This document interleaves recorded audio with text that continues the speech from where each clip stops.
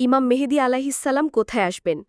আমাদের ৩১৩ জন মানুষ দরকার, যারা সর্বপ্রথম ইমাম মেহেদী আলাইহিসসালামের পতাকার নিচে সমবেত হবে। আর দরকার আল্লাহর সাহায্য, যে সাহায্য আসবে ইমাম মেহেদী আলাইহিসসালামের হাত ধরে। ইমাম মেহেদী আলাইহিসসালাম আসবেন আমার কেবলাজানের এই সত্য তরিকার দস্তর হইতে। এখান থেকে কলেমার কালো পতাকা নিয়ে সামনের দিকে অগ্রসর হইতে হবে আপনাদেরকে। ভূমিকম্প আপনাদেরকে সাহায্য করবে, আসমান জমিন আপনাদের সাহায্য করবে। আমার কেবলাজান পাক জবানে ফরমায়াছেন, এটা আমার কথা নয়। বলছে, বাবা আল্লাহ তাআলা ভূমিকম্প দিয়ে উড়ায় দিবে, তোমরা শুধু পতাকা গাড়বা।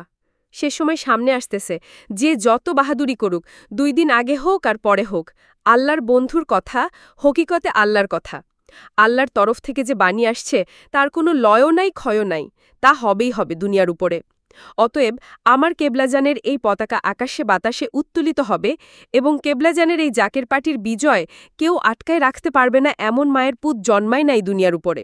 আমার কেবলাজান হুজুরের এই শক্তি আসবে আল্লাহর তরফ থেকে। আল্লাহর শক্তি প্রয়োগ করবেন আমার কেবলাজান।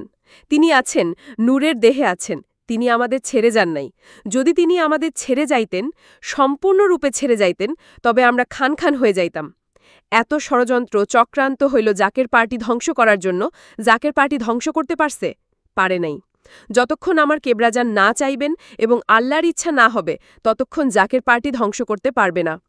সর্বোপরি কথা হচ্ছে, যারা এতদিন মুসলমানদের ভাগ্য নিয়ে খেলল, তাদের বিচার আল্লাপাক করবেন এই জামানায়। তাদের বিচার হবে। তারা যত বড় অভিনেতা হোক না কেন, যত বড় প্রতিষ্ঠানের ডিগ্রিধারী হোক না কেন, আল্লাহ আলিমুম বেজাতি সুদূর।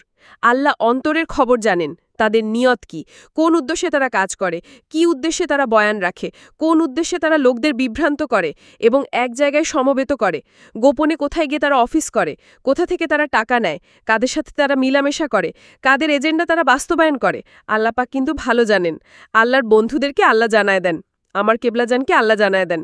কেবলাজান অবগত আছেন। অতএব সামনে যা ঘটার তা ঘটবে আল্লাহর হুকুমে। জাকের পার্টির মহামান্য চেয়ারম্যান আলহাজ হজরত মোস্তফা আমির ফাইসাল